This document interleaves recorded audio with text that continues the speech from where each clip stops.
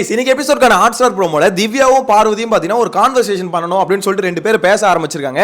பேச ஆரம்பிச்சு 10வது நிமிஷத்துல ரெண்டும் அடிச்சுக்கிட்டு திருப்பி ஓடிடுச்சுங்க. என்னடா நடக்குதுங்க அப்படின்ற மாதிரி தான் இருக்கு. எனக்கு தெரிஞ்சு திவ்யா பியா இருக்கும், அதே மாதிரி பாத்தீங்கன்னா பார்வதி பியா இருக்கும். இப்பயே ஸ்டாண்டா வந்து ஸ்டார்ட் ஆயிடும் அப்படின்ற மாதிரி சொல்ல தோணுது.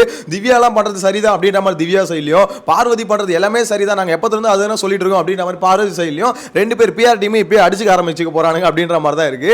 ஏன்னா அப்படிதாங்க போயிட்டு இருக்க சுச்சுவேஷன். இந்த இடத்துல பார்வதி என்ன பண்றாங்க, திவ்யா கிட்ட வந்து எக்ஸ்பிளைன் பண்றாங்க, நீங்க பண்ணீங்களா ஒரு கேரக்டர், அந்த கேரக்டரை வந்து தான் நான் கலாச்சேன் அப்படின்ற மாதிரி ஏதோ சொல்ல வராங்க. ஏன்னா அவங்க வந்து பாத்தீங்கன்னா அந்த கேரக்டரை வச்சு திவ்யா வந்து பாத்தீங்கன்னா வெறுப்பேத்திருப்பாங்க.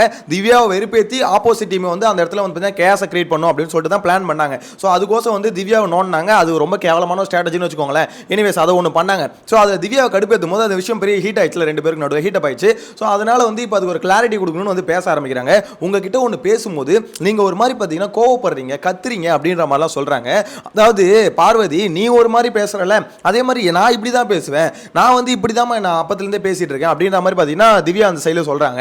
என்ன பொறுத்த வரைக்கும் இதில் ஒரு விஷயம் கிளியராக தெரியுது, இந்த இடத்துல திவ்யாவும் திருத்த முடியாது, பார்வதியும் திருத்த முடியாது. என்ன ப்ரோ பார்வதி என்ன ப்ரோ தப்பு பண்ணாங்க அப்படின்ற மாதிரி கேட்டிங்கன்னா, பார்வதிக்கு எப்பவுமே ரெண்டு மோடு இருக்கு. அதாவது ஒன்று வந்து பெண் மோடு, இன்னொன்று பேய் மோடு. அந்த பேய் மோடு வந்து அப்பப்போ ஆன் ஆகும், அதுக்கப்புறம் பார்த்தீங்கன்னா ஆஃப் ஆகும்.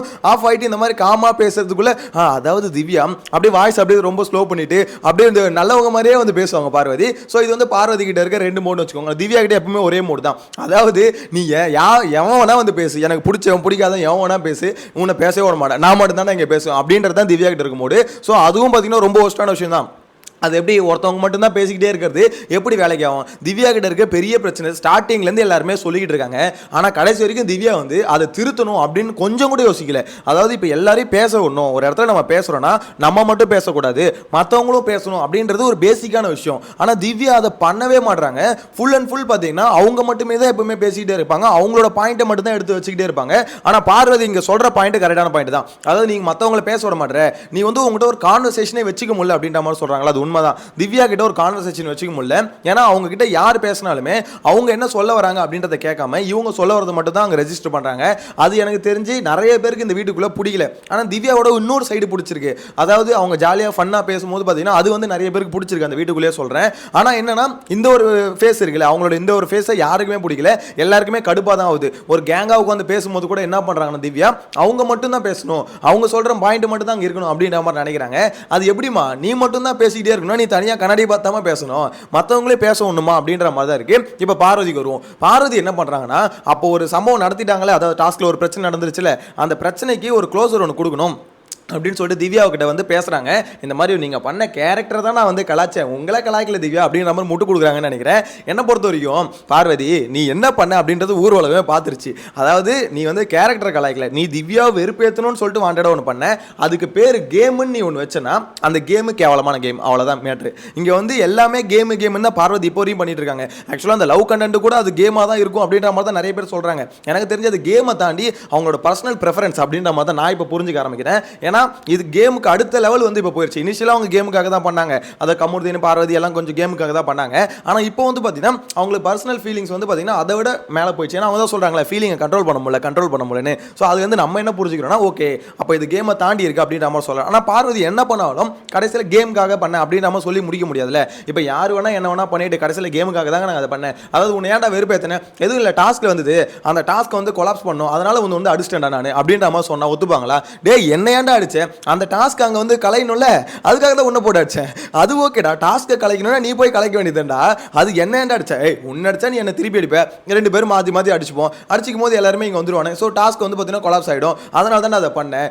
எப்படி ஒரு பயங்கரமான ஸ்ட்ராட்டஜியில், அதாவது அவங்க வந்து பார்த்தீங்கன்னா ரொம்ப கிரிட்டிக்கலாக யோசிச்சிருக்காங்களா, அதனால் இந்த மாதிரி இந்த ஸ்ட்ராட்டஜி போகிறது தப்புன்னு சொல்ல முடியாது. ப்ரோ என்ன ப்ரோ டாஸ்க்கில் இதெல்லாம் ஸ்ட்ராட்டஜி போடலாம்ல அப்படின்ற மாதிரி ஏன் அதை பண்ணணும்னு தான் இங்கே கேள்வியாக இருக்குது. இப்போ நேற்று ஒன்று பண்ணாங்கல்ல, நேற்று கடைசியாக அந்த கரகாட்ட கும்பல் டீம் வந்து பார்த்தீங்கன்னா உட்காந்துட்டு இருக்கும்போது கானா வேணுத்தையும் சாண்ட்ராவையும் போட்டு எல்லாம் வச்சு செஞ்சானுங்க. மற்ற எந்த டீமையும் செய்யாத அளவுக்கு இந்த டீமை வச்சு செதுக்கினாங்க. ஆக்சுவலாக கானா வந்து ஒரு லிமிட்டுக்கு மேலே ரொம்ப ட்ரிகர் ஆகிட்டப்பில் அவரை வந்து பிக் பாஸ்டே பேசவில்லை. அந்த அளவுக்கு பார்த்தீங்கன்னா பின்னாடி இருந்து மொத்தமாக 6 பேர் வந்து நின்று கத்திக்கிட்டே இருந்தானுங்க. இதை ஏன் அன்றைக்கி பண்ணல? அன்றைக்கும் நீங்கள் இது அது ஆக்சுவலாக அவங்களை டிஸ்டர்ப் பண்ணணும்னா அவங்க கிட்ட அவங்க காதில் தான் போய் கத்திருக்கணும், அவங்க கூட தான் நீங்கள் சண்டை போட்டிருக்கணும், இல்லை அவங்க கிட்ட தான் ஏதோ ஒரு பிரச்சனை பண்ணியிருக்கணும். அவங்கள விட்டுட்டு அன்னைக்கு இங்கே வந்து பிரச்சனை பண்ணி அது மூலியமாக டிஸ்டர்பன்ஸை கிரியேட் பண்ணுறாங்களாம். நேற்று பண்ணீங்களே அதுவும் ஆக்சுவலாக அந்த கேமும் தேவையில்லாத கேம் தான். அது நார்மலாக விட்டாலே அவங்களால கண்டுபிடிக்க முடியல, எதுவும் ஒரு பக்கம் இருக்குன்னு வச்சுக்கோங்க, கேம்னு கூட வச்சுப்போமே அதை. ஆனால் அதை விட இது வந்து பார்த்தீங்கன்னா அந்த கேமுக்கு சம்மந்தம் இல்லாத வெளியில் இருக்கவங்களை நோண்டி அங்கே ஒரு பிரச்சனையை பண்ணி நான் வந்து டிஸ்டர்ப் பண்ண போகிறேன் அப்படின்றது அது ஒரு கேவலமான ஸ்ட்ராட்டஜி. எனவே பார்வதியோட ஸ்ட்ராட்டஜி. ஸோ இப்போ அந்த ஸ்ட்ராட்டஜியை வந்து பார்த்தீங்கன்னா இங்கே கிளாரிஃபை பண்ணணும் அப்படின்ற மாதிரி திவ்யா கிட்ட பேச வராங்க.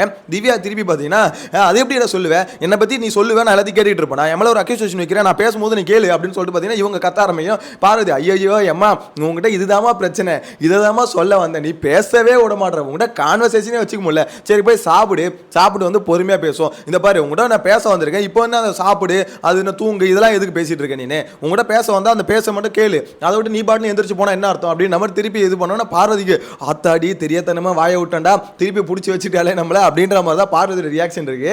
ஆக்சுவலாக இந்த வீட்டில் வந்து பார்த்தீங்கன்னா பார்வதியை வந்து ரெண்டு விதமாக பிரிக்கலாம். நான் சொன்ன மாதிரி அவங்க வந்து எல்லா டைமும் பார்த்தீங்கன்னா ஒரு மாதிரி பேய் மாதிரி இருக்க மாட்டாங்க. அவங்க சில சமயம் வந்து பார்த்தீங்கன்னா பேய் மோடில் தான் இருப்பாங்க. பயங்கரமாக எல்லாத்துக்கும் கத்துறது, இது பண்ணுறது, ரொம்ப ஓவராக பேசுறது, ஆட்டிடியூடு காமிக்கிறது, அந்த இதெல்லாம் பார்க்கும்போது அடிச்சு வெளியே பற்றி விட்டணும் போல் அப்படி தான் இருக்கும் நம்மளுக்கு. ஆனால் அவங்ககிட்ட இன்னொரு விஷயம் இருக்குது, கொஞ்சம் இன்டெலிஜென்ட்டாக யோசிக்கிற புத்தி இருக்குது. அந்த புத்தி என்ன ஆகுதுன்னா நிறைய தினமும் வந்து குறுக்கு புத்தியில் வந்து யோசிக்கிறத தவிர மற்றபடி புத்தி இருக்குது. அந்த புத்தியை கரெக்டாக யூஸ் பண்ணி சில சமயம் காமாக யோசிக்கும் போது பார்வதிக்கு ஐடியா நல்லா தான் வரும். அந்த விதத்தில் பார்வதி இப்போ திவ்யா கொடுத்த அட்வைஸ் இருக்குல்ல, அது உண்மையிலே கரெக்டான அட்வைஸ். அது யார் கொடுத்தா என்ன, அது பார்வதி சொன்னா என்ன இல்லை கனி சொன்னா என்ன, அந்த அட்வைஸை கேட்கணும். ஏன்னா கனிக்கும் அது பிடிக்கல. கனி வந்து ஆனால் சொல்ல மாட்டாங்க திவ்யா கிட்ட, திவ்யா நீ மற்றவங்களை பேச விடு திவ்யா அப்படின்றத சொல்ல மாட்டாங்க. ஆப்போசிட்டில் இருக்கவங்க சொல்கிறாங்க, எல்லாருமே சொல்கிறாங்க. அப்படின்னும் போது திவ்யா எல்லாருமே திவ்யா கிட்ட என்ன நினைக்கிறாங்க, எல்லாருமே நம்ம வந்து கத்துறோம்னு சொல்லிட்டு திவ்யா கிட்ட சொல்கிறாங்கன்னு நினைக்கிறாங்க. ஆனால் உண்மையிலே திவ்யா கத்துறாங்க. ஏன் கத்துறாங்க, எதுக்கு கத்துறாங்கன்னு தெரியல.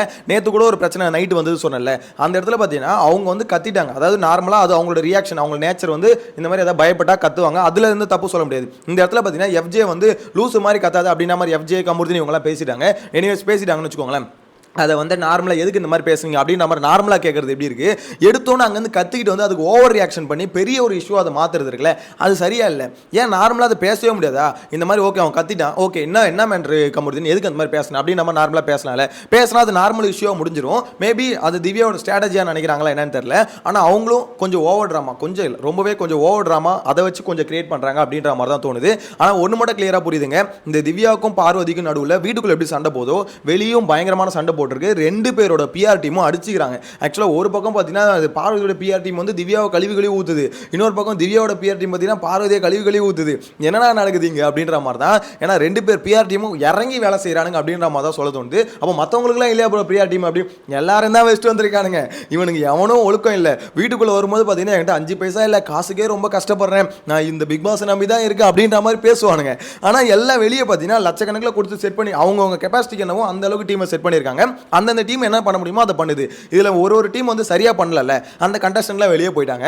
சரியாக பண்ணுற கண்டஸ்டன்ட்லாம் வீட்டுக்குள்ளே இருக்கு. அவ்வளோதான் டிஃப்ரெண்ட், வேற ஒன்றும் கிடையாது. இங்கே வந்து பார்த்தீங்கன்னா ரெண்டு விஷயம். பிஆர் டீம் ஒரு விஷயம் பண்ணும்போது அதுக்கு உள்ளேருந்து தீனி போடணும், அது பாசிட்டிவா நெகட்டிவோ ஏதோ ஒரு தீனி போட்டால் அந்த பிஆர் டீம் வந்து வேலை செஞ்சு அவங்கள ஏதோ ஒரு விஷயமா மக்கள்கிட்ட ரீச் பண்ணுறாங்க.